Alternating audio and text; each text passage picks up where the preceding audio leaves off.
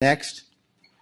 So I had intended to get up here and talk about how racist Robert E. Lee was, but I'm going to talk about you, Connie. Sitting over there shopping while we talking about Robert E. Lee. This is a picture of you shopping while we talking about racism and history in this country. Only white members of this board got up while we were up here talking too, because you don't give a damn, and it's clear. But I'm going to tell you what the slaves, my ancestors, said about Robert E. Lee, since you don't know history, sister. Let me tell you that they said when he got the plantation, after he got off the field where 27,000 people died at Gettysburg, Connie, Robert E. Lee was a brutal slave master. Not only did when he whooped the slaves, he said, lay it on them hard. After he said, lay it on them hard, he said, put brine on them so it'll burn them.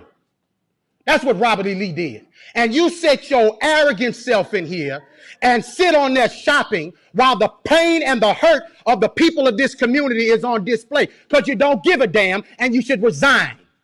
You should have resigned 2 years ago when you choked a white man in his house.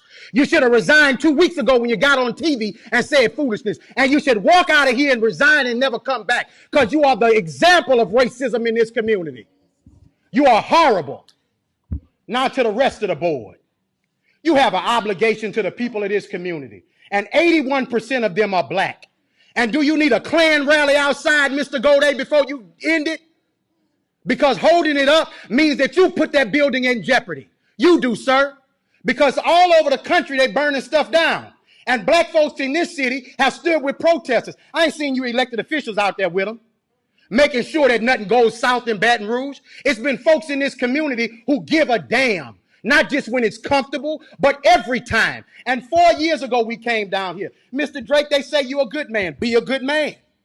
Black folks say you're a good man. White folks say you're a good man. Your legacy is attached to tonight, brother. Your legacy.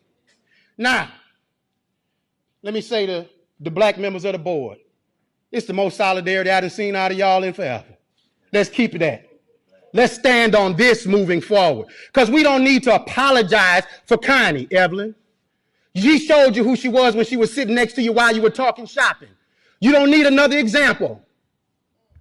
Now, when do we as Baton Rouge stop being in 1856? If you want to name the building after somebody, how about PBS Pinchback, the first black governor of the state of Louisiana, when he was governor during Reconstruction? You want another name? Oscar Dunn, who was the lieutenant governor of the state of Louisiana in the 1860s, that gave the right for Darius Landis and Don Collins and Evelyn Ware Jackson and Tremel Howard to get here. You want to name it after somebody from Reconstruction? Name it after the people who fought for abolition of slavery.